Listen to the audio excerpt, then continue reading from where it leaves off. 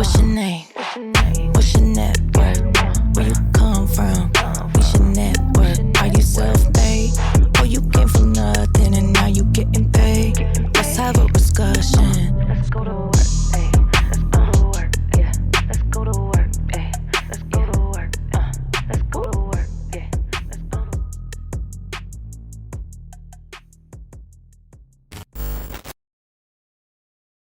That was my plan. Y'all, welcome to Self-Made Secrets Podcast. I'm so excited. I am your host, Marissa Sample, and I have a special guest. I don't even want to call him a friend. He is now a brother to me, just from knowing him for literally a week and a half. Crazy. Skeet, introduce yourself. Tell us who you are, what you do. Give us a brief rundown. I'm happy to have you here. Yeah, just here because my boy Elliot is doing spectacular things. You know what I'm saying? So I'm kind of bringing out all the people that have been putting people on and in a cut that help people get together and connect. All the people that connect people and put things together and be left out. Mm-hmm. So what I'm doing, I'm empowering all the dudes that help people be put in the position, and I'm going back to reach out to them because obviously they were the brain that never got recognized.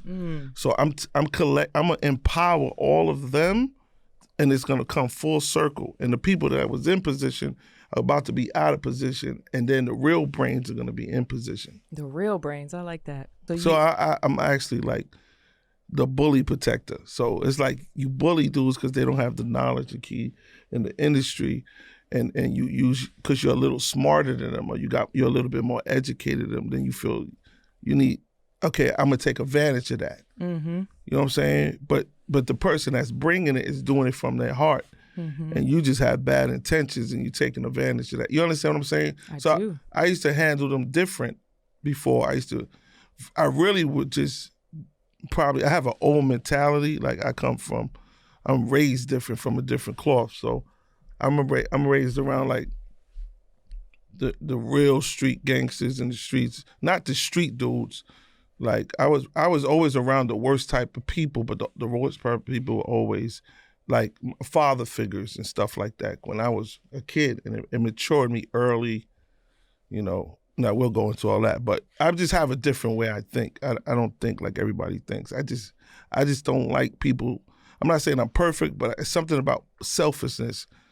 Anything that has to do with somebody being selfish or jealous or envious, I don't know what it is. I know everybody. I just don't like that. It's just like, it feels like it's just poison. Mm-hmm. You know what I'm saying? I do. And then when I look at you and you're jealous or envious and you're looking to take advantage, I feel like you have poison in your blood. You know what I'm saying? So it's like, I feel like I used to try to expose those people. Because I get personal, and I'm like, I would address it because I'm one to. Everybody knows me. I don't hold my tongue. I don't care. I'm not impressed by all the stories you are, how tough you think you are.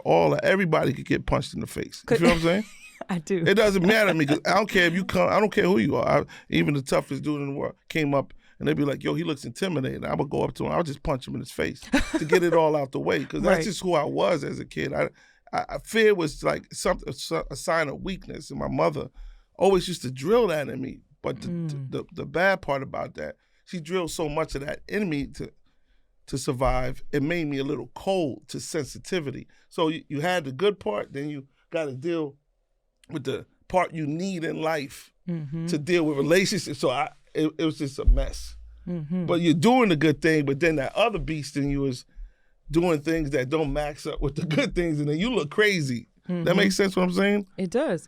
I just want to give people an idea of, because I know you said, I don't care who you are, I don't care this or that or whatever about you. And you've been around some people. I probably don't even know the extent of who you are around, your connections and your network. And you always, what stood out to me recently was that, you know, you live by that. I don't care what you've done, but I care about who you are. Because that's what I connect with. And that's why I work with you. And that's why I would do things like put people on. That's why I connect the dots. And I love that about you. But I know you also said you protect people from bullies. So but I've been doing from that. Like, I know, right? You came from like the club, like the security world. I briefly heard you talk about that. No, recently, that was when a long time ago. Yeah, that's something in Orlando, like that's when I had went through a stage where God just stripped me of everything. So I come from nothing, but that's a different story. That led to me trying to survive and build something when I built a security company because I didn't know what else. That's the story within just going up and But I want to hear that story, though. I want to hear where you came before that. Like, where did you start? Yeah. What was the raw of where you started? How far are we going back? You got to tell me. I mean, wherever you came from. What did you come from that led you to that place? And then, obviously, after that, you went so many more places. But I want to hear the raw of what, like, did you grow up in New York? Yes, I was born and raised in New York City. I'm half Puerto Rican, half black. So I always say the best of both worlds. Mm-hmm. I'm proud of both heritages. That's just in me, you know what I'm saying? Mm-hmm. So I grew up on the Lower East Side, 128 Allen Street, which is right around the corner from Delancey, Ludlow. So it used to be all Puerto Ricans, Spanish area back in the day. And my mother was 100% Puerto. My family Puerto Rican. I love them. You know, all Spanish, Harlem. So every hood in New York has a family. I have the whole New York. Like, the city was mine. You know what I'm saying? Mm-hmm. And then my other side, I have two families that are important to me, which is the Bronx, Brooklyn, and Yonkers. But Yonkers was more like that was my baby. That was my safe net, which is another story.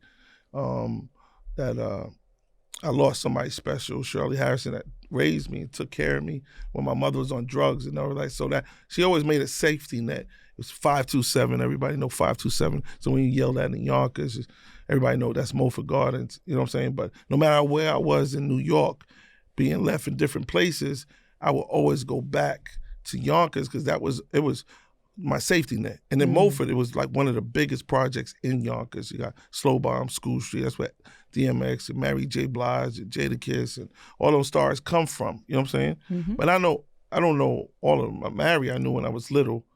When we was little, she was a trip. But like growing up, everybody went off. Jadakiss is my brother-in-law. My sister Shirley, I got my sisters up there, Shirley, Tashana, Kima, who I love, all my family up there. But I don't care about all that. You know what I'm saying? My thing is, as family. So it's absolutely. That doesn't mean anything to me. So we don't have to get on. It means it's just he's taking care of my sister and she's happy, and that's all I care about. All that other shit I don't care about. Right. She's happy, I'm happy. You know what I'm saying? Mm-hmm. But I just, these are just the stars that were around. Like I used to see X run around. I saw when he robbed my cousin and he chased him with a gun. The drug addictions but not that I was hating. I'm happy everybody made it. Mm-hmm. But we all came up. It was dysfunctional, but it was family. You know what I'm saying? Yonkers was a different type of. It was different. Like it was like it's still a family to this day. Like in Yonkers, it's Skido. It's not ski. So if you go ski, they don't know what you're talking about. But if you say Skido in Yonkers, okay, my name is my name. Like that's we all grew up together. You know what I'm saying? Mm-hmm. So that was on that note. I don't want to be all over the place. I'm trying to take it. So what did you do back then before you went into that where God stripped you? God stripped you and you started to do that security thing, and then. Oh, you mean when I lost everything? When you lost everything, take us right there. Well, it was okay. So, we're going. It's got to lead to how I got to Florida. You know what I'm saying? So it's like it's a lot of things. So I was okay.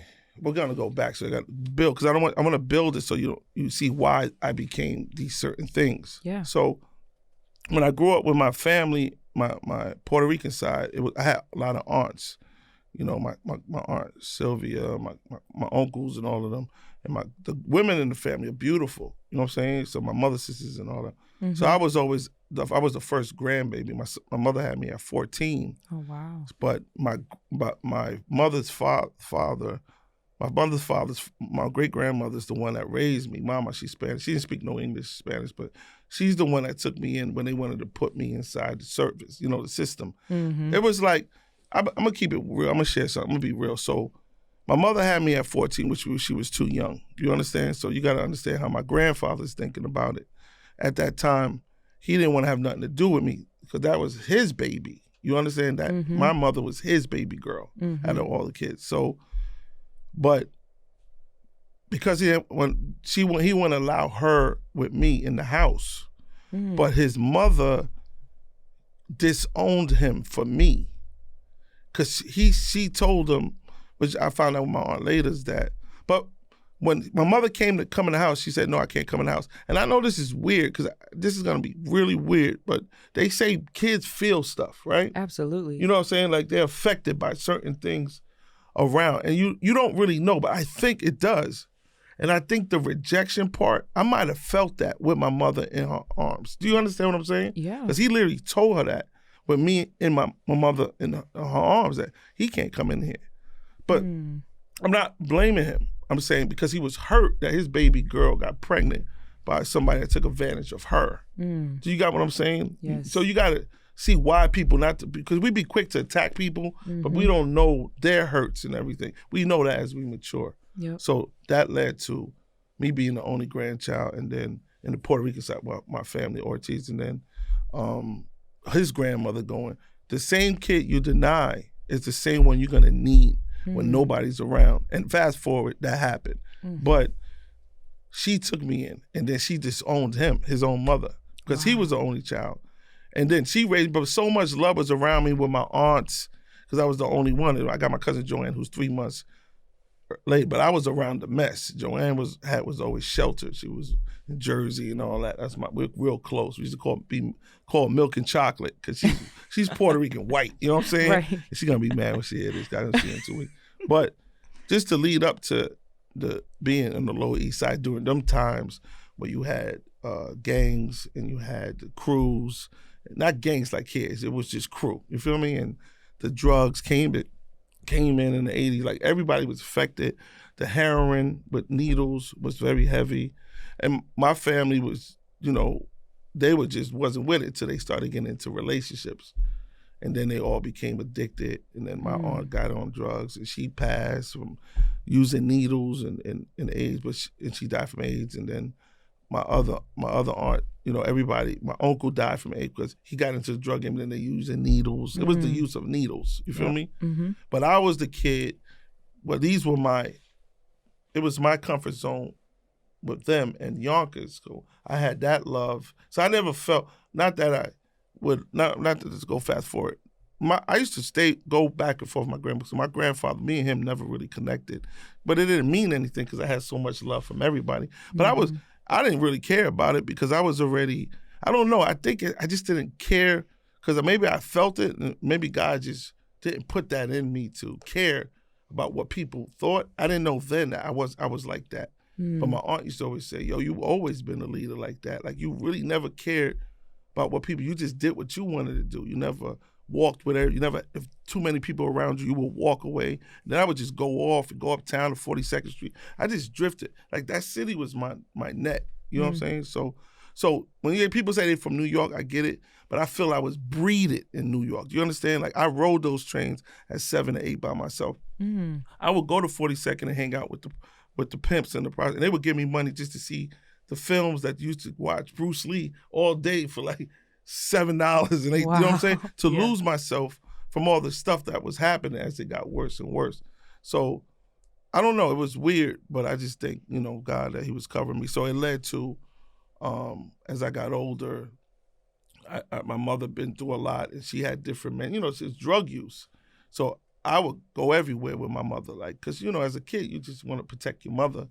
But when she wasn't on drugs, she was the super mom. It was the drugs that had it different. So a lot of people don't know. It's not they don't love you. It's the drugs turn them into something that they can't control. Yeah. So you think they don't love you, it's just that they have an addiction. So I'm just throwing it out there for people going through that. Yeah. That is just, they just sick. You know what I'm saying? They're trying to feed that demon, but so I've been in situations where it was bad. My mother always had me in the worst situations that would like the holes of drug. I mean, if you looked at these movies where you see the crackheads in the alleys and in the buildings, she used to have me sitting there while she was taking drugs. Oh my God. You know what I'm saying? So these crazy, it felt like a bunch of demons, people moving around. And it was crazy. Like I had situations where my mother was fiending, she's lying, I'm waiting for her, I'm trying to get her up, and then you got people, one guy just put this knife in my face, and he put it by my eye, and he was moving it around like, I should cut you. He was high, but he was sick, so something must have. I didn't know, so I'm looking at him, I'm like, wow. How old were you? I must have been 7. Oh my goodness. Like 6 or 7, but it was always weird shit like that. You know what I'm saying? It was weird. But I didn't know the trauma was there until it started hitting me. Because those things affect you. You know, you don't hit at the moment. But the worst, I was always messed up. Like, my Aunt Shirley used to come from Yonkers, and they used to come get me because they used to drop me. I used to be always messed up on my ground. I used to be like, I haven't eaten in days. And she would just take me with her because she loved me, but she didn't know what she was affecting me. She felt like keeping me there while she was going through all this. I got my son because she loved me, but she was sick at the time with the drugs. But I think all of that affected me. Do you understand what I'm saying? Absolutely. Then she was so tough that she said, you can't be emotional. You can't cry. I don't want to see none of that. You got to survive. You got to do this. So she thought she was building you up. Yeah, she thought she was building me up. Preparing you. But the difference was I understood what love was because my great-grandmother showed me unconditional love. But I also knew when I left the house, I had to survive coming down on Hudson Street. Once you're going out, you're on your own. It was different there. Different back in the day. It wasn't about guns. It was like how good you are, how you get busy with your hands and all that. You had crew, family, and it was fights. There would be fights at 20, 15 in the streets. It wasn't about guns and knives. It was about who was good with these. You feel me? So I knew that. So I even though I had the love, I had to push more towards what my mother was saying because she's my mother. Yeah. So I believe everything she say. Any kid believes a parent, but it made me different. Not that, but my heart was always for my family and people. I'm knowing that now that I can say that. Then now you can look back and be like, this is where this came from. What it was, because I was all full of trauma and emotion. You feel me? Yeah. So that led to, as I got older, just building up to why I did certain things. So the trauma was there. So I'm very protective. Then I become all my family. It's like I'm young, but I protect. Like I would kill somebody over my family. Back then, I didn't have by that time the trauma started hitting. I didn't have that because you gotta say between all of that and then the abuse she used to take from men when she was fighting on drugs, so I'm there for that. So she's fighting a grown man. I'm trying to fight a grown man. He's throwing me all over the place on the wall. So all that pounding and fighting and throwing me on the walls, and I'm getting angrier and angrier. I'm not crying because my mother taught me that, but I'm figuring out I can't fight this dude because he's too strong for me, and it's making me madder and madder and madder. So, and I know there's a lot of everybody going through it. I'm just trying to give it out there that you don't get confused by all of this because the pain we share is different. I'm here in front of you, but you don't know my pain and suffering while I'm here. You understand? So I'm just breaking up. I share. I don't care. I just share. But that built up. That's trauma. Everything's trauma. You know what I'm saying? Post-traumatic stress disorder is what it's called. But we, in the hood, we got to figure it out because we don't have therapists. Oh, yeah. There's no such thing as that. Yeah, so if you abuse or you this or you go to something or somebody touches you or molests, all these people that go through different things, they're by themselves because either they can't say it to a family member or something, or they're afraid, or they just destroyed. But who do they talk to? Mother, father, you need help. We don't get that in the hood. We have to figure everything out, and it just is what it is. And then we become who we become. You get what I'm saying? Yeah. So I feel like even just listening to you tell me that, I understand automatically why you naturally grew up, and still to this day, even where you're at now, you naturally want to help people. You naturally get, I'm kind of like that, probably not to the extent you are, but I get so upset when I see people picking with somebody, bullying somebody, anything like, but now you saying that makes so much sense, seeing your mom go through that. That's been embedded in you. And you don't know, like I guess I want to ask you this, when did you know that all of that stuff led you to who you are? Like was there like a time or a moment where you were like, man, this is why I'm like this? Like, because I went through this, this, and this, but this is why I move the way I move. I move with love. I move with protection. It's built in me. Like, did you have a moment like that, or you just kind of gradually? No, I had a moment like that when God came into my life. Because and I have a relationship, it's not a religion with me, it's a relationship that I had to go know. I was telling somebody that people get confused with God. it's like religion causes people to not be with them. That's forced on people. Mm-hmm. Instead of letting them learn how to have a relationship with them, if that's the power who gives me air to breathe, I have to find a way to get to know this person that gives me life. Mm. So, but who kept me too? Because when I found who he was, it was just how it was orchestrated. You know what I'm saying? It took all the things that was happening in New York, which ended up catching up with me, was to remove me, to bring me all the way to Florida. Mm. You know what I'm saying? Yep. So, and that led to, and I share this. So at 12, 13, I'm going to show you how it led to God. Just that I realized because he was asking me, but at 12, okay, so at 8, 9, I had got, my mother's, one of her crazy boyfriends came to Yonkers one day. It used to be this called Frozy. But everybody in Yonkers, they're gonna know what I'm talking about because everybody's gonna hear all this. But I always shout out 527. I love you guys. It's my family because this is a big hunt, thousands of us. You know what I'm saying? But years ago, I used to go back and forth to Yonkers. But I have a habit. If everybody knows me, I would just disappear. And then they would go, okay, he went downtown. This is crazy. Or if I'm downtown, I would disappear. Oh, he went to Yonkers. So both families, Puerto Rico, would think one was I was here, or I was down in Manhattan, or I was up in the Bronx in Yonkers.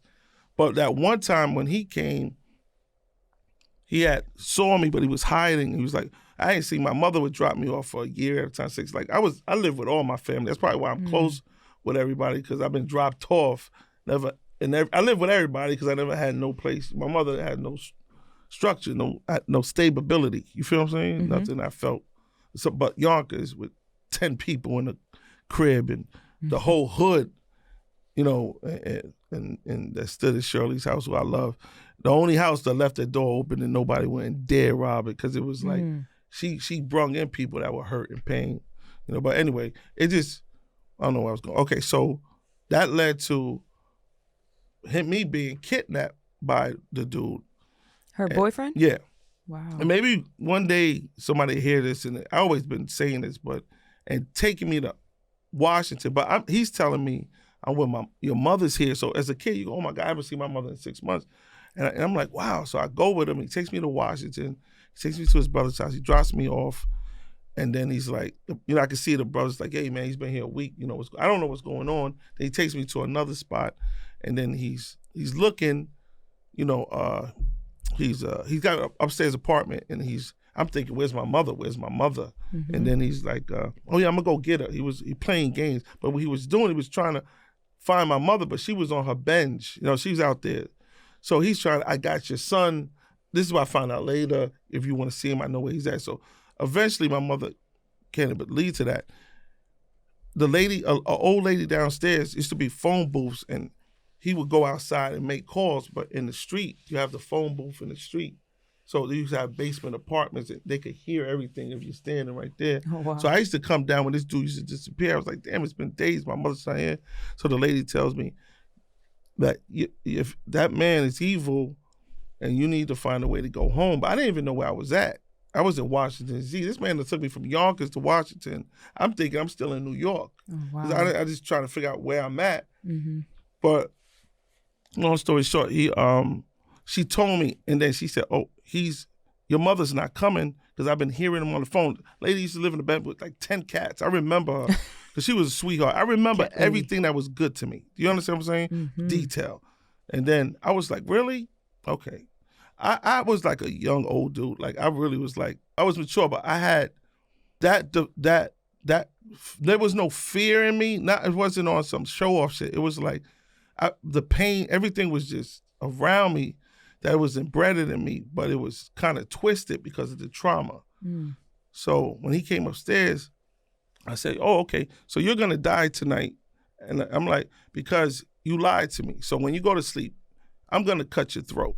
He said that to you? No, I said that to him. Oh. So he's bugging. So he's screaming. When people get all loud and he's grabbing me, choking me, picking me up. I said, well, you might as well kill me now because, like I said, when you go to sleep, I'm going to slice your throat because you lied to me. So now I know you took me, you lied. So now I'm trying to figure out where I'm at. But since it's me and you, I'm in this, so he beat me up a little bit and all that but it's 2:00 in the morning, 3. He's turning on the light. I'm still looking at him like, you're going to see. So you might as well either kill me or let me go. But put me on the train because I didn't know where I was at. You feel me? And a lot of my family don't know this happened. But it makes sense. My cousin Wendy, she just found out later because she just thought she was watching me and I left downtown. So all that, I'm always gone at months at a time. You feel me? Long story short, he couldn't take it no more. He drops me off at the police station and says, my mother abandoned me. I don't know who this kid is. So they put me in the system.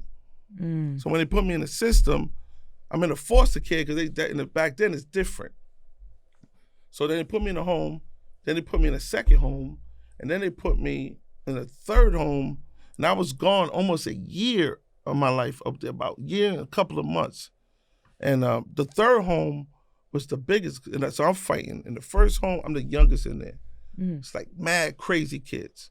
At the end of that, I always had the toughest. It's just God, but I'm the youngest, the baby. Like I'm young. They all teenagers, but it was always the first night I'm in there. It's a breakout. It's a riot. They beat up somebody right underneath my bunker to beat him to death. Well, not beat him, just pounded him out. And I'm just staring up at the ceiling trying to figure out. I'm not even thinking about all that commotion because I go into my own world. It was crazy because I think about this kid, the kid I was, how I used to be was like this kid.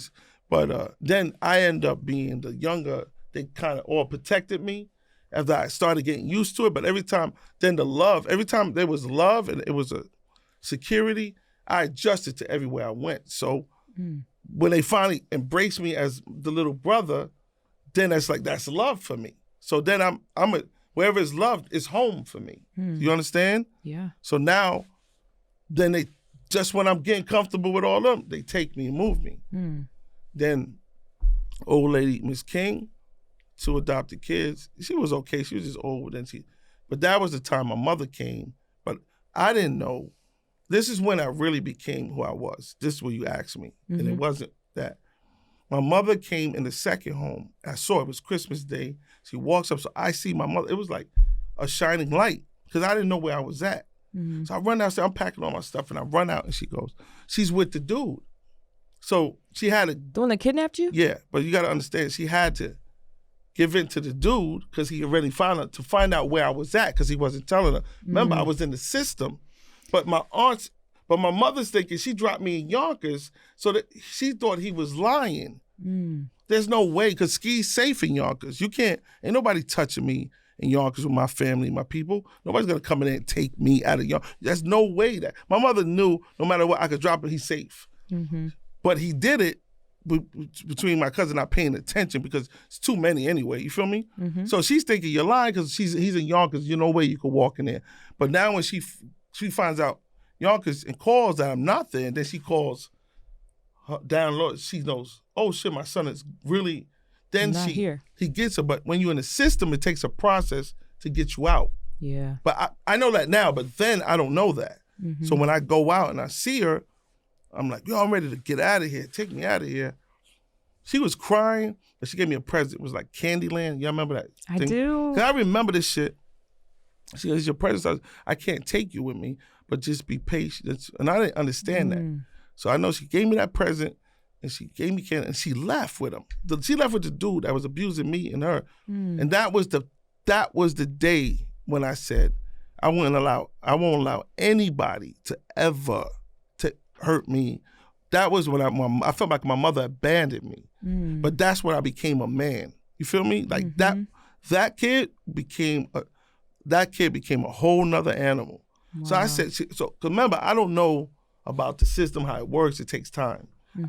But it just took me. And then they took me to the third home. And then it was the math. Fast forward, this family was going to adopt me.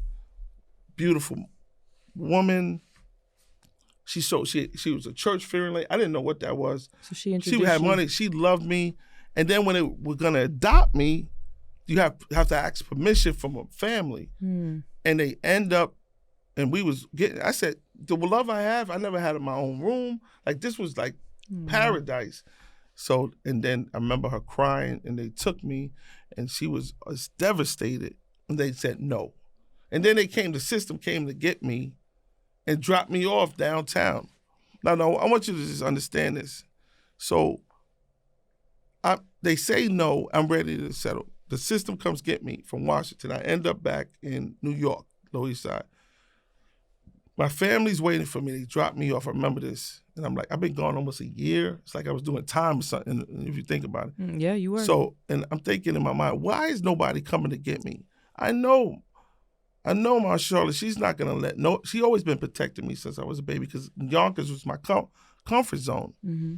And then my other family was my aunt, who's alive to this day. She's the only one leaving. She's the mother of the church in Jump Ministries in Orlando. But that part is, well, I know they wouldn't leave me. Like, either way, somebody's going to come get me, but it just didn't make sense. Mm-hmm.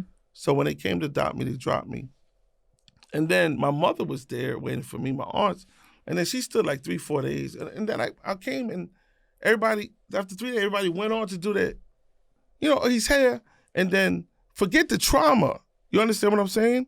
All that happened, I've been gone. And then everybody went back to the world and said, okay, Ski. And my mother ended up going, the same routine, take off. I'm like, I go jump on a train, I go to Yonkers. But I never mentioned what happens to me.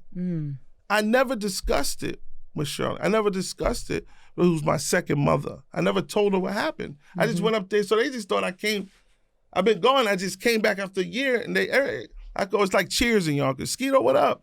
All of my friends, it was just, that was the happiest times, like Yonkers is raw, but it was heaven to me. Like what you call hell, I call home. That is like, that was, but if you go up there, broken windows off shingles, darkness, dudes is ruthless. But that was family. That was always a safe net. You know what I'm saying? Mm-hmm. But that's what the trauma that hit me to go into. And then my aunt was alive, so I'm getting older. So now I'm a different dude. Mm-hmm. Now I'm going and I'm doing things, building my own crew, just chilling. No, nothing. I don't, and drugs, I don't touch drugs. I don't drink, I don't smoke. People don't understand because I'm in the hood. They think a black man drink, smoke, and do that. But it's because I saw the poison destroy my family. And I said, if I smoke, if I drink, they get violent. I saw the poison, so I didn't take it in my body. It wasn't like I'm judging. You can smoke and drink. So you've never done it? Never in my life. Wow. But I know I inhaled some of that shit because it's weed. I'm in the hood, so you in the hallways, don't wait. You don't, second hands. I see them in the hallway. Yo, Ski, go ahead, man. They said, go ahead, man. I said, nah, man, I'll wait, man. You know what I'm saying? I was over. They always respected me. It wasn't that. But, wow, I didn't know that. Yeah, never. That was the reason why, because I saw my mother, the needles, pulling needles out of her arm. It just, why? You feel me? Like, I'm not going to turn into them. I destroyed my whole family, the drugs, the alcohol. That was the curse of my family. So I knew the curse, so I didn't, I thank God that he let me see it, because all my cousins with drugs, they sniffed, they coke, so they got caught up in it, but I never did, you know what I'm saying? But that's the reason, not to judge nobody. That's just who I am.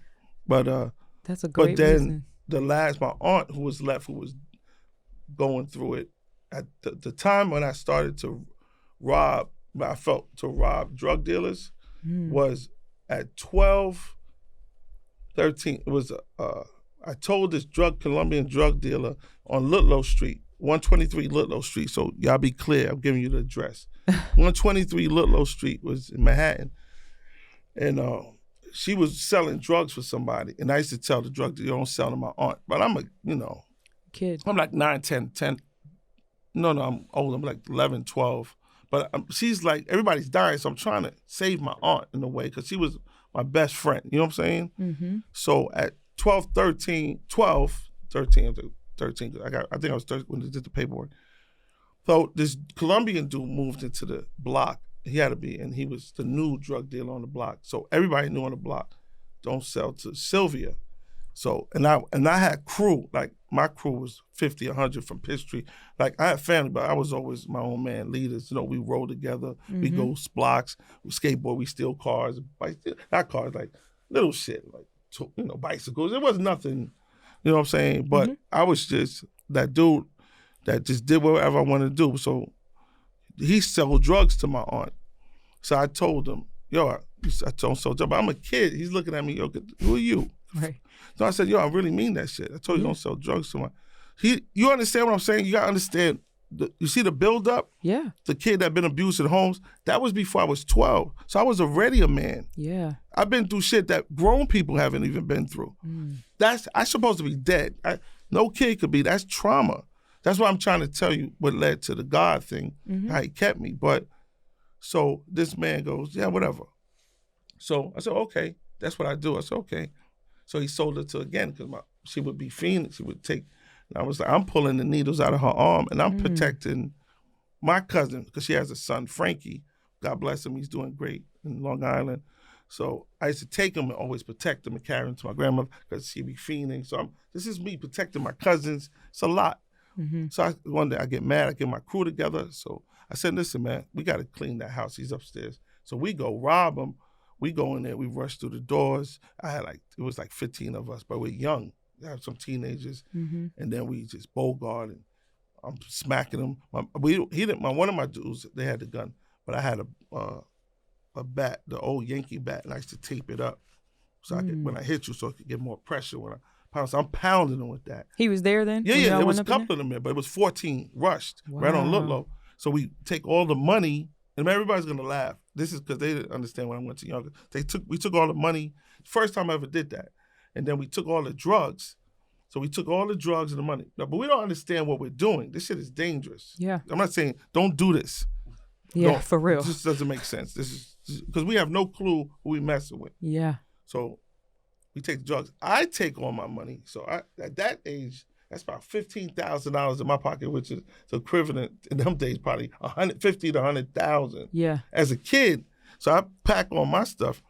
I know what I'm gonna do. So we take all the drugs, we throw it in the FDR drive, and then I'm out.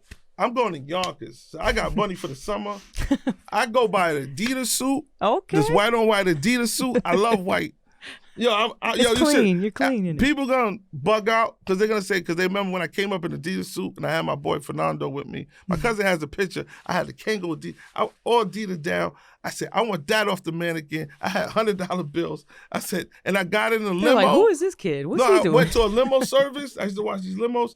And I was like, yo, I got a limo. I had an Adidas suit and had my band Fernando. I said, yo, I'm going to Yonkers. I went to Yonkers, man, that whole summer. And I gave him some money to my grandmother.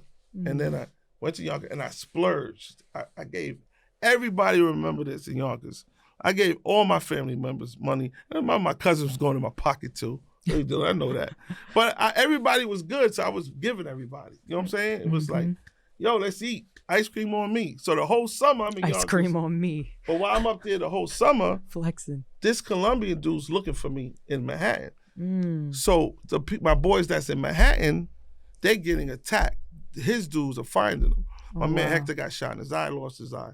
My other dude, Fernando, went back, who came, but he had to go back. They ran him over. He lost his leg. You feel me?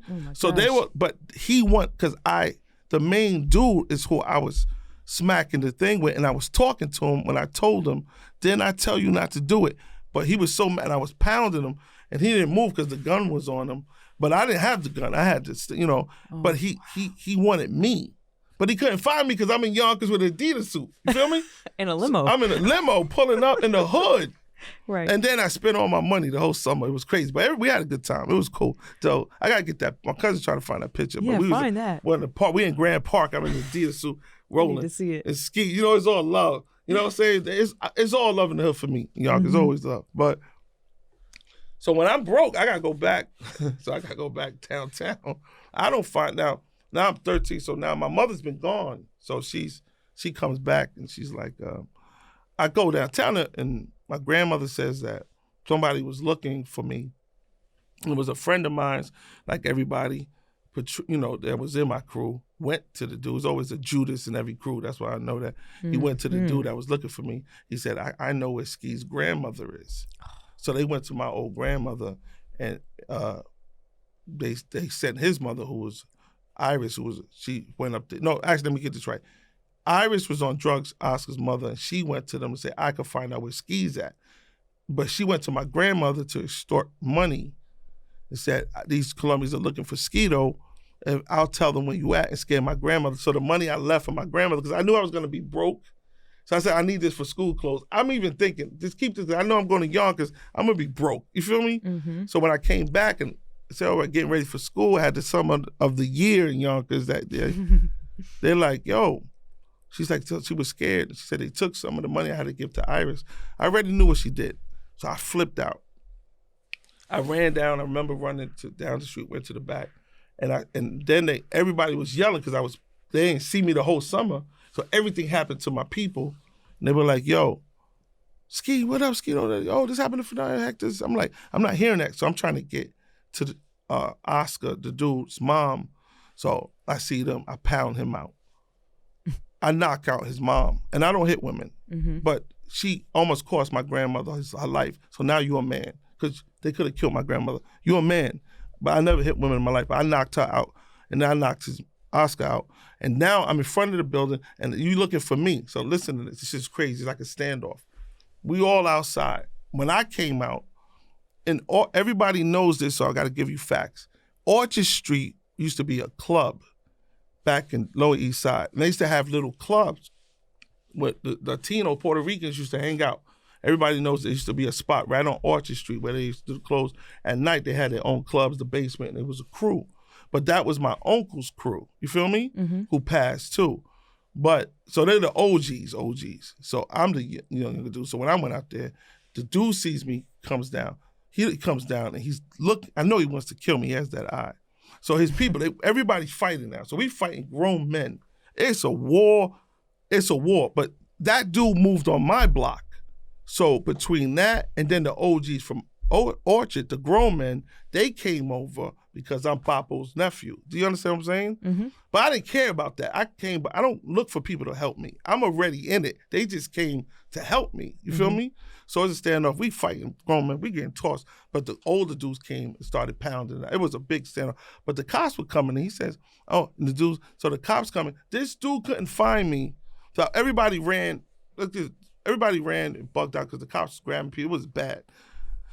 All because of what happened, which was caused by what I did, of course. You feel me? Because I didn't know what I was dealing with. This dude could have killed me. I'm not saying I don't know. It's fucking, Colombians don't play that shit. You feel me? Yep. So I leave. One of the dudes grabbed me, take me back to grandma. I'm bleeding. Everybody, it's a fight. We was getting with it though. We was getting with it. But they were grown men, but the OGs had to come help us. It was cool. It was cool. So we go back. And then I leave back to Yonkers, always back. That's my home. That's my net. That's my family. I'm like, man, I'm done. I don't want to go to school. And Shirley goes, get your ass back down there to go to school. Because I still probably the only person I listen to in my life because I know she loves me unconditionally. Mm-hmm. You know what I'm saying? And so I go back, and then my mother's there. But then they say the cops have a warrant for me. So this doesn't make sense. A warrant? This drug dealer couldn't find me. So he wanted me so bad, he filed a report on me about breaking and entering, right? What? So I have a warrant. So he can't find me. He's going to let the cops find me. This is crazy. Wow. But when he does that, I don't know. Something like a warrant. I don't even know what a warrant is. So my mother met my man, Eddie Belcher, who was my stepfather, who was like the father I never had. God bless his soul. He was there at the time, and he's just staring at me. He's finding out the paper warrant, breaking it. And so he's probably thinking I'm some crazy kid. You know what I'm saying? I just met your mom. She fell in love with you. And he's looking at me, and I'm like going on 13. He's like, who are you? This kid, what the hell? This kid is raw. Mm-hmm. So he said he got the best lawyer. My mom said, we're going to take care, and we're moving to Queens. So I'm not moving nowhere because I'm staying where I'm at, Lower East Side. You know, that's the only two places I know. In Harlem, you know what I'm saying? 103rd, my cousin Tony, Spanish Harlem. Those are only three places. So we got to go to court where they have to arrest you, then take you down. They're going to arrest you. The cop, they tell you they're going to take you downstairs. So I'm standing there, I don't know. I'm like, damn, why am I in jail for this? I'm always thinking, you know, not knowing, how am I in jail for this? Like, this dude's no good. I didn't rob any innocent body. You know what I'm saying? Right. So it's not making sense to me. I'm thinking. Mm-hmm. So take me upstairs. This dude's in the court, right? I put it all together. You use the cops to get me, but you're bad. So the judge is there. He's talking, and I keep saying, I got to say something. So the lawyer's like, no, we already took care of it. Right. So I'm like, nah, I got to say something. He's like, he's trying. My mother's in the back. Sit up, shut up. Because, I'm like, nah, I got to say something. So the judge is hearing. He's like, what's the problem? I said, yo, you know what's the problem, judge? This is the problem. This dude's a drug dealer. I did rob this drug dealer. I took all the money. I took everything. And then I took the drugs and threw it in the river. And he's looking, but he used you to get me because I was hanging out in Yonkers and he couldn't do it on his own. I'm telling the judge this. I'm saying, I did it. But I'm thinking he's no good. You're going to put me in jail for him? Yeah. This is how I'm talking. The judge looks and says, what? I said, I got thousands and hundreds in my pocket. How do I'm from the Lower East Side. I never seen no much money in my life. I come from a poor family. Yeah. Nobody's rich in my family. The judge is looking. I said, go investigate. I can tell you wait. I'm telling you. I'm not going to jail for this. You know what I'm saying? I robbed him, but I'm going to jail for robbing a drug dealer? But you remember the report, the judge started calling the lawyer, his lawyer come up there, because they didn't think I'm smart to figure this shit out, but I knew that was God, they thought I was just going to sit there and be quiet and be scared like a little kid, but I'm always standing up for me, you feel me? He didn't know I was going to do that, and then they're like, can we come to the bench? So I'm looking at he's looking at me, he believes me, and he's like, man, and they're going to do an investigation. Whatever happened, I know that drug dealer wasn't on the block. He took off. So the judge must have did an investigation. I'm going to do it. And I hope you didn't use, because judges don't play that. Mm-hmm. Whatever I said, I was able to get out of there. But they still charged me, but I think it was sealed. Mm-hmm. He sealed it. But if anybody do it, they could fine do that. Yeah, whatever. Because people do it. They could do whatever. So, but the light bulb hits. So the drug dealer's gone. You're going through. And I'm like, damn, you could rob a drug dealer. Wow. Then it's not against the law to rob a drug dealer. It was quick money. So the same crew that I did when I was up there, you done hurt half of my friends, but my other friends, that's like, damn, I can't. And then my friends had friends from down south that came up, and then some from Virginia, young, cousins visiting New York. Mm-hmm. So I was like, so I started to strategize. I said, I wouldn't just do it. When I needed something. But then because of my friends who I love and grew up with, I didn't want to use them no more. I wanted to use people that I didn't really have love with. So I started using the Virginia, that's what I'm trying to tell you, and everything, because everybody's asking me. And then my people in Washington, but we're young. Remember, they visited New York, but I'm using their cousins and family and their friends. So I don't want none of my friends to get hurt, because I can't take that. Because when I got love for you, I got love for you. It's just who I am. So I'd rather use people that is with it, but if it's a loss, I don't have such a connection with you. I'm worrying about you getting hurt, so I can focus on what I got to do. That makes sense? So I'm strategizing these things. So we have our spurs to do it.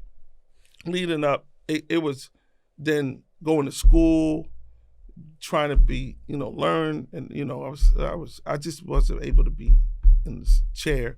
I didn't know how to be still because I've been moving all my life. So the teacher to teach me, it was like, it didn't make sense. I couldn't be, but I was smart, but I just couldn't focus. You know how, because of all the moving, and you know how that is. Yep. So moving all the way to that, I'm going to Queens to change my life. So that was the last thing my mother said. And then Eddie, who was a stepfather, God bless him, was like, listen, I know you've been through a lot, but this is your home, Rochdale. Try to just go to school. So I'm going to change, to learn to change. Nobody knows the shit I just been through. So Queens is like a different, fresh start. Yep. I'm not gonna get no trouble. I just did something. I didn't want to skip what I did because it led to me going back to grabbing everybody. But I'm just saying, in the midst of me thinking what I could do, I'm trying to change. So I would have splurs, and when I went to Rochdale, Jamaica, Queens, that's how I ended up in Queens. And I've been there years. It was good. I was going to school. I went to Springfield High, and that led to Queens. And then once in a while, then I'm moving on doing it. Then I have my high school sweetheart. I get pregnant in that Springfield. You know what I'm saying? 16. I'm 17. And I was trying to do something different. I was boxing. I used to box. And I was trying to get into that, and I was good at it because I was always a good street fighter, but I just wanted to do something sporty. Maybe I could do, just trying different things. Mm-hmm. Long story short, I was going to make that my career. You know what I'm saying? Mm-hmm. But then I'm 17, going to 18 now. I'm going to have a kid, and I'm just learning, her mother throws her out. I got to figure, my mother's still home. She's changing now. She goes from heroin needle. She stops that now to alcohol. So sometimes she's good and sometimes she's drunk. You know what I'm saying? That's why I can't stand a woman drunk. It just disturbs me because of the trauma with my mother. So wow. Moving forward, my baby, Chantel Ortiz. So I have to figure out, she's like, well, I stay with my mom. I'm 18 now. I got a place. How am I going to get money? You know what I'm saying? Like, this is crazy. So my boys, I done started something, so they hitting everybody. Harlem, they coming from everywhere. Like, people always calling. I did little stuff I can't talk about, but between Queens, I did sneak off and do a couple of joints to get money, because he was giving me money, but it was making me feel bad because I just wanted a little extra because I wanted to buy clothes, it was just little stuff, but I wasn't, so long as we was robbing the worst people. I didn't care. You're like Robin Hood. Yeah, it was. But now at this time, it's just to eat or I was playing with it, but then I stopped. Right. But my dudes took it to a whole nother level. So I know who they were getting. You feel me? Mm-hmm. So I'm like trying to change. So when I have this baby, I remember that, I had to get a place. Queens is expensive. How am I working? I'm like, I gotta go on welfare. I'm trying to work at the airport, but it's not, I can't pay the rent. It's getting crazy. My mom's alcohol. I don't want to put, my daughter's bored. I can't have her around. She's having moments because she's traumatized and screaming and drug. Eddie's a nice man who tolerated my mother because she didn't know how to receive love because she'd been so abused and he was just trying to love her. But because she's been so hurt and abused, she didn't trust that. But he really put up with everything and still told me, no matter what I go through with your mother, you always have a home here. So that's my father now. So I appreciate him to this day because this is a man that came into my life with all the faults, all the stuff. And I end up, later on, my mother passed and then he passed after, but I ended up taking care of him as he got older when I couldn't take care of him. You know what I'm saying? But it just all trickles. And they all moved to Florida. Everybody ended up moving to Florida. But why I got to Florida is because I was doing a move and I started going in the middle of the night to pay the rent. Remember, I've really tried to change. I got the worst people you can imagine calling me. These are my people. And they, Ski, come get this. I'm like, nah, I'm good because I have a daughter. But I skipped a lot because I can't tell you a lot. I'm not into that. You feel me? But a lot of stuff in between was a lot of crazy stuff. And whenever you're trying to change, I feel like even more comes at you, like trying to pull you back into whatever life you were trying to leave. Yeah. So, long story short, my daughter is what saved my life. So, my last hit was bad. Like, I was like, nah, I shouldn't go to this. And it was, I remember this. I'm gonna put my brother Troy, because he's always, everybody knows Troy. I remember this. I never used my family. And I remember this one night. I was like, yo, Troy, man, damn, I ain't got no money. It's Christmas. I got to figure something out. He's always been a criminal, but I love him. I put it out there because he remembers. And everybody knows that in Yonkers, Troy. He's in and out of prison all his life. But I never did something when I didn't strategize it. So he strategized it, which I knew was a bad move. And then I had my daughter and I had my high school sweetheart in Yonkers. And he was going his way to do something. He says, if you want something, we're going to do this. So I was like, damn. I told Ronnie I'll be back. But she already knew some nights I would go out in Queens and then I would take the train down certain areas. and I would go get money to pay the bills. So I was tracking, watching drug dealers, and I catch them when they buy it. I just knew how to do it. So it was normal to me, but I had to pay the rent. It wasn't just to just do that. You understand? Yeah. So fast forward, I'm trying to remember. So that last one was the draw. So I'm doing a little stuff and I did some in Queens, but I think I did one too close to the house when they followed me, right? But I always would go a different direction. That's the fast forward. That led to the last one. He brung somebody that did something bad. Nobody got hurt, but it could have got worse. But it was kids in the house.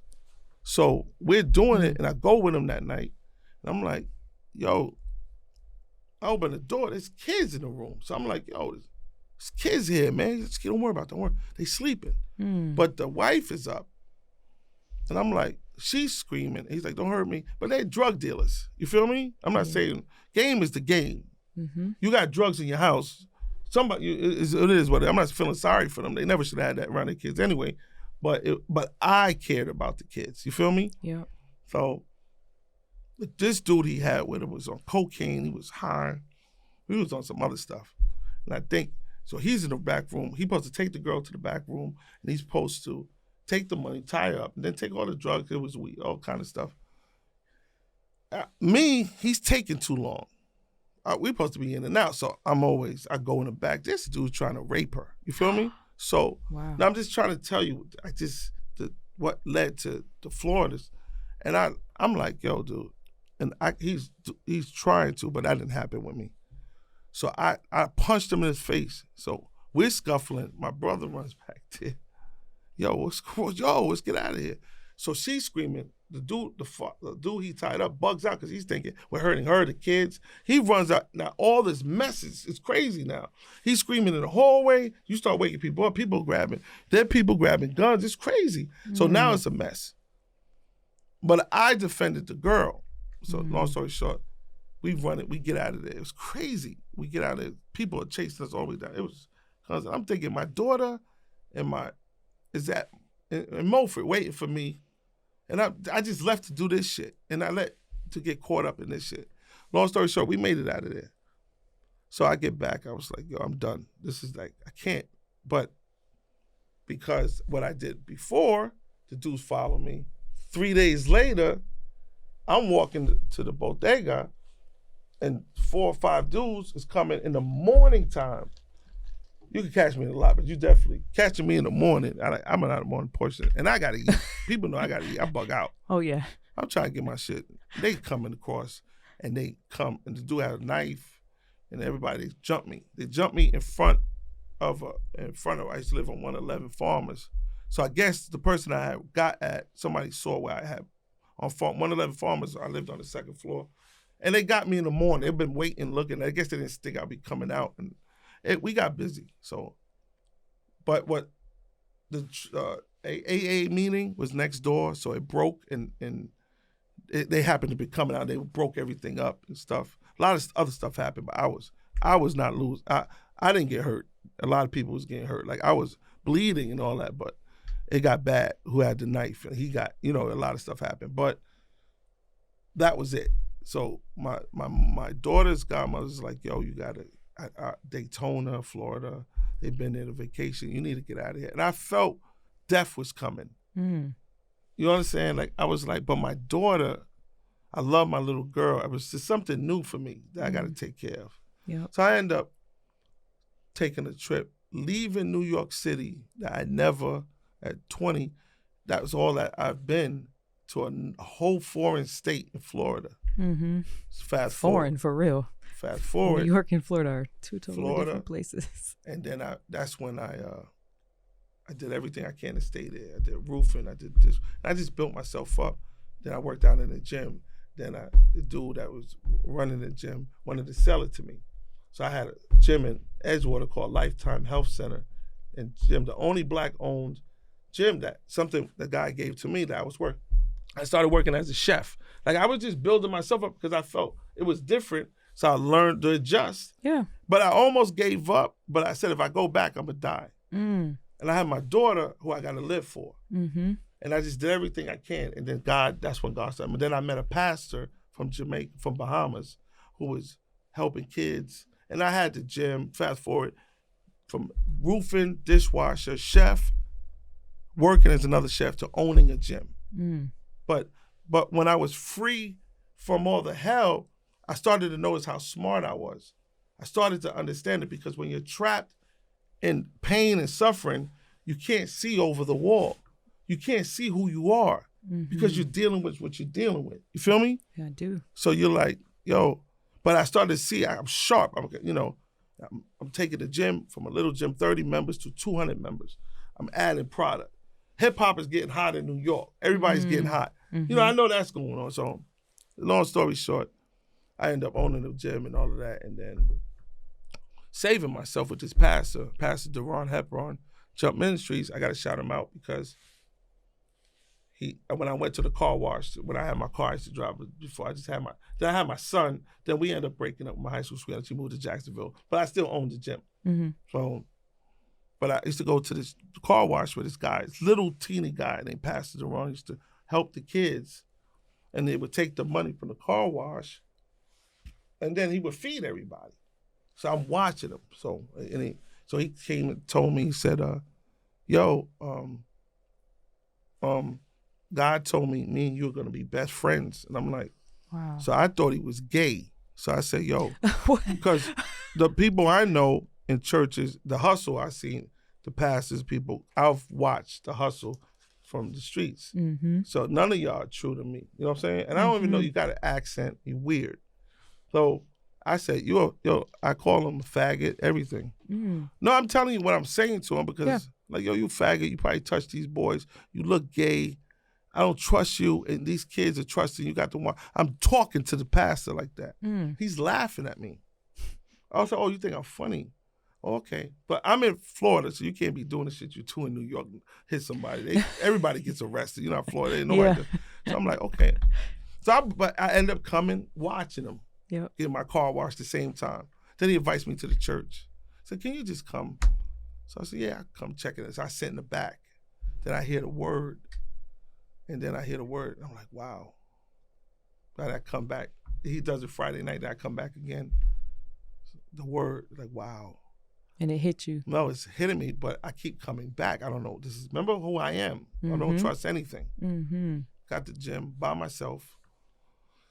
And then one day he came into my gym. I told him to not ever come in my gym, because that's something I don't like you. I think you're funny, because he's soft-spoken. Me not knowing. But he ended up coming. He was scared to death. Back then, I was just, he came in, he said, I know you told me not to come in. This is going to blow you away. And I was I remember just staring at this. Nobody was in the gym, and this dude comes in. I told this dude not to come in. And he walks in, I know you told me not to come in, but I have to be obedient. I want you to remember that word. He said, if I don't, I'm sorry, I got to answer to him. I didn't understand who he's talking about. But I'm just looking at him. I'm not saying anything. I'm like, peace. You know what I'm saying? He comes to my gym. I like you to come more to the church. The kids love you, because I was always with the hood kids, because I'm that kid. You understand what I'm saying? So what you see is bad kids, but that's me. When you watch a woman in the street that's a prostitute, that's a woman that fed me when my mother wasn't around. I see a woman, you see a prostitute. Right. You feel what I'm saying? Wow. You see a bad kid, I see me. I see anybody poor and struggling or being abused, I see me. So everything I look through me, everything is through me, which I can't shake. It bothers me. So I'm trying to be in this church to watch the kids, and I'm just going to expose this dude. And if I see something, first I'm going to drag him, I'm going to pound him out. Then I'm going to expose him that he's been putting hands, touching these kids. So I'm thinking something's wrong, but it's not that. So God set me up thinking I was doing something, watching to learn who he was. Because God knows who I am. And he has to come a different way with me, because I've seen everything. Been there, done that.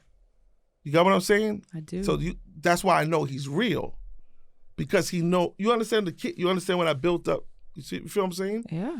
So he had to come a certain different man all the way from the Bahamas, 2 different worlds, to show me who God was. And when I found out who God was, then everything is when led to to change. But it didn't change. It took a long time because all the pain just don't happen overnight. Oh no. So I still go through the bad relationships. I still go through all of this. Still go that because that's trauma. Yeah. But I know who God is.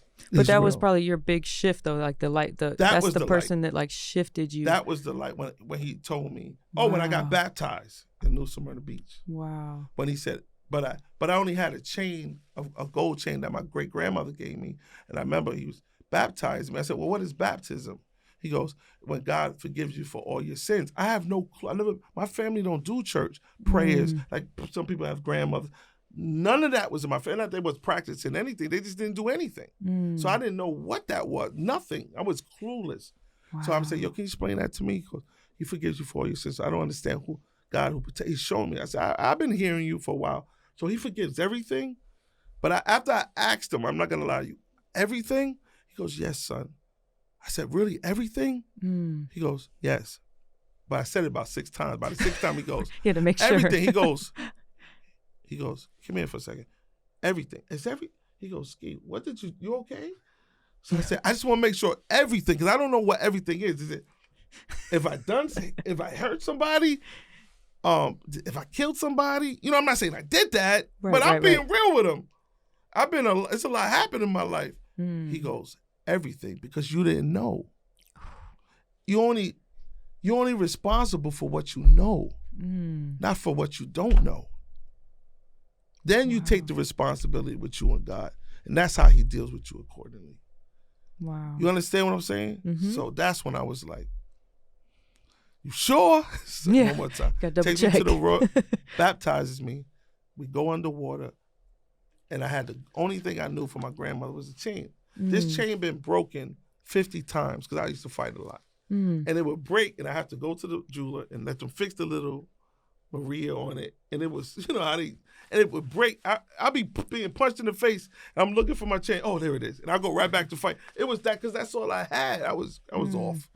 And then when I went under, I lost the chain. So I panicked. I was like, yo, my grandmother's chain. So I had the whole church jumping in the ocean. I said, I don't know what happened, but I must have scared everybody. I said, everybody in this I cursed. You curse? No. Yeah, you could. I said, everybody in this motherfucker better find my chain after this motherfucking baptism. I swear I'll rip this whole church apart. Everybody dived in the water, right? I know that was bad. I was just panicking. Yo, I never seen it looked like dolphins in there. Everybody was coming up. Everybody, yo, it was crazy. I scared the shit. I meant that shit. Yeah. And I lost it. I felt so mad. I started clenching. And he was like, yo, relax. And my hands got real tight because I felt like I lost her. I didn't understand, you know. And he said, let me tell you something. God, your grandmother you love, but she wasn't your protector. God is trying to show you who he is. He's real soft. He told me, he said, you panicking like you lost something. You here because of him. You got to learn who he is. He's just showing you can let go of that and then learn who I am. Wow. You feel what I'm saying? Mm-hmm. So when he broke it down, I was like, okay. But that was the only thing I had left. It still was something. Hard. Yeah. So he took that. God took that because he wanted me to focus on him. So I did. I asked, I have a problem. Women, it's not a problem. Mm-hmm. So they come, it's not. Back then, it was just a different dude. But I was like, because I remember it's all over. Mm-hmm. I want to learn the word, but I have this problem. You know, they all over, they flying. You know, I'm chilling. It's not a problem. Right. So he's like, ask God to take it away. I said, okay. So I asked him. This is a true story. I don't care what I'm telling you facts. So I said, all right, God, if you God, take lust, whatever. What I say, go whatever you feel. You know, he's always trying. Well, take the sex drive away so I could learn. I was being sarcastic. The next day, a friend of mine, whatever, I can't get. You know, I'm thinking, what's wrong with me? You know, I can't. Wow. There's no. So I'm not thinking about it. So I'm pushing through. I'm not thinking what I said.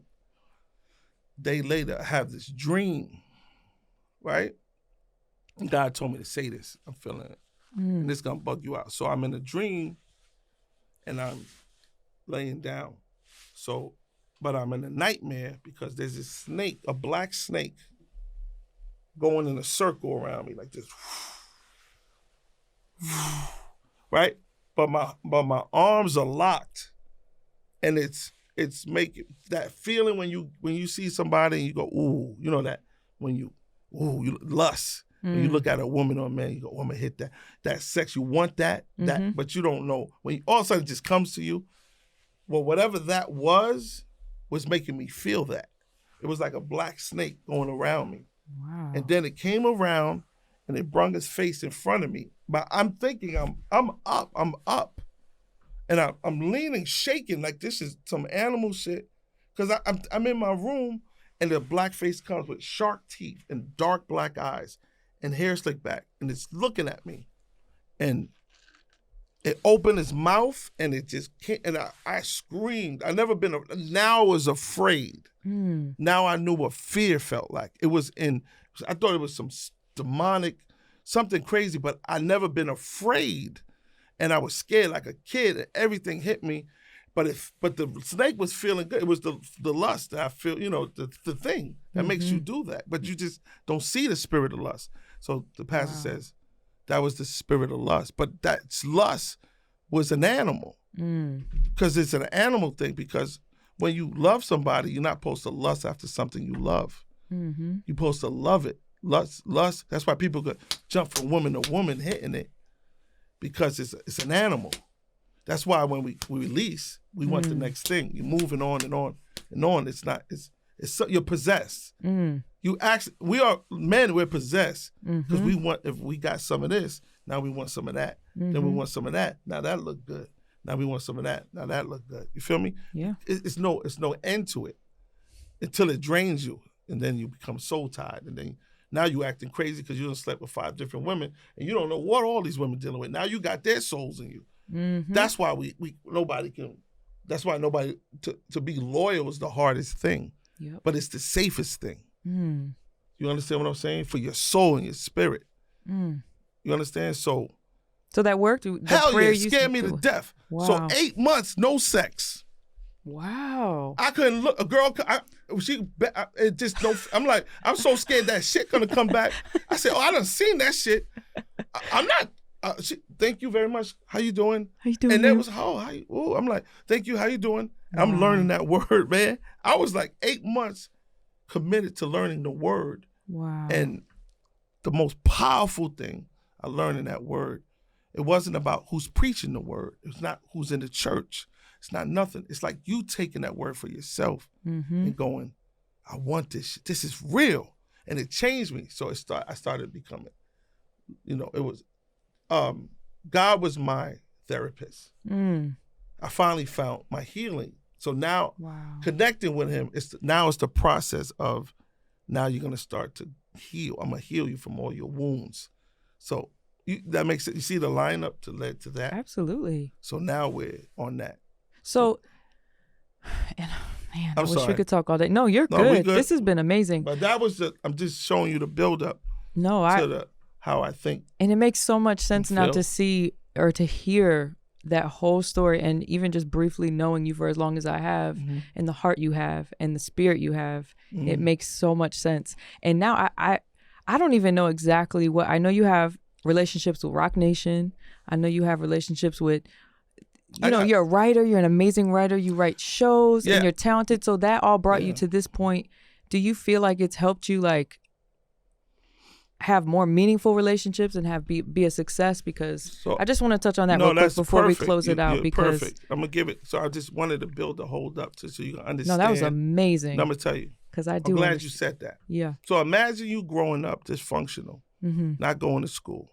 As a kid, you're thinking, I'm not that smart because I only know street. I only know this. So it's already messing with you.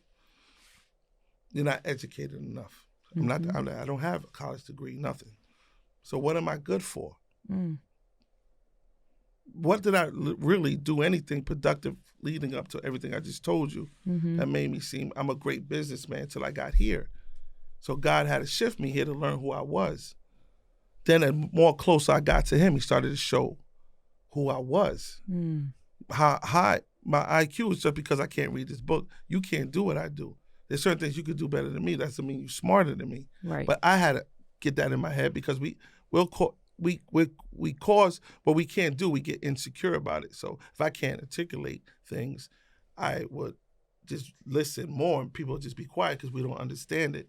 Instead of diving into it. Me, I developed, I don't give a shit. I'm gonna say what even when I mess up your name, and then if I don't know nothing, I'll just ask you. So because it takes away the fear of insecurity being in a room with anybody. But if you're being yourself, that's you winning anyway. Because he's like, yo, he messed up, but he it doesn't bother him because he's being himself.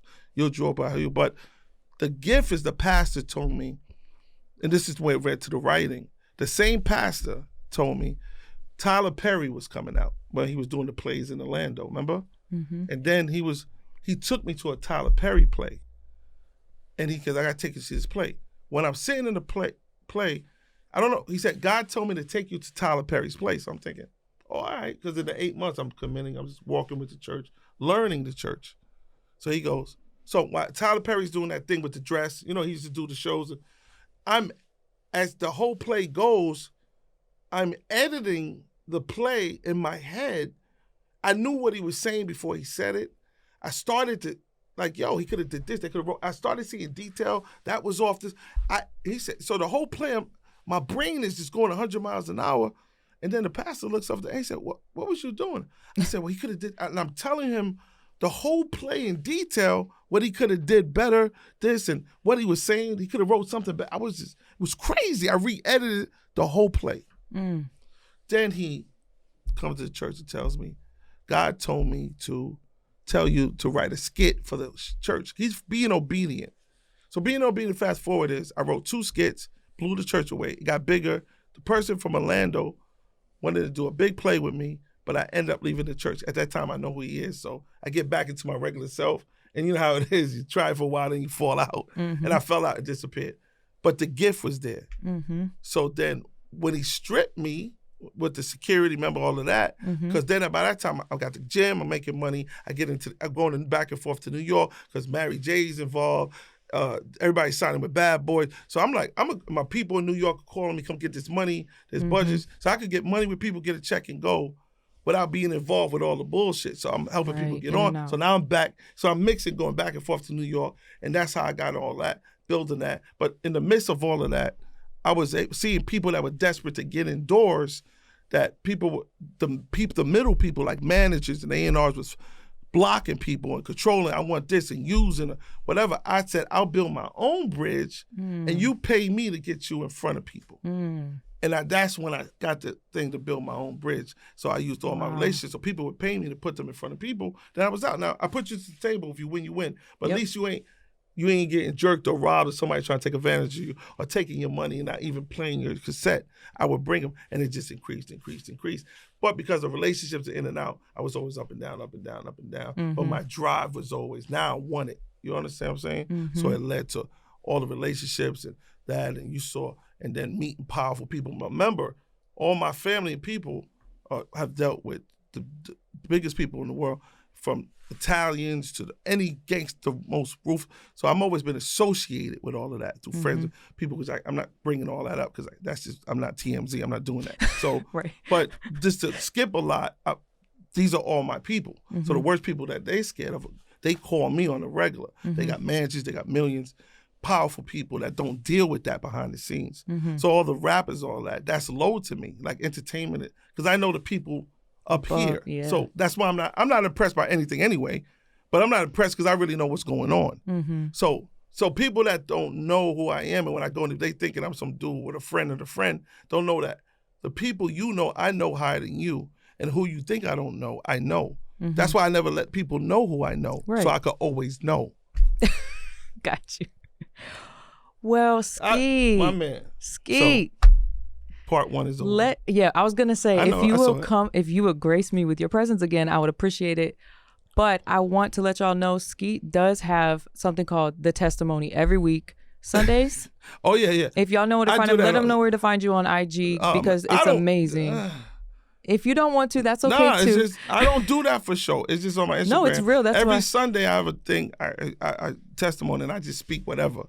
So it's just like, it's like therapy. Like I say crazy stuff, but people call me Ski. You're not going to say my name. I'm like, no. You know what I'm saying? I got every Ski. Oh man, you was kind of close. I would just stop playing. You know, I was like, stop playing around people. You know, I tell people, notice people, help people come up.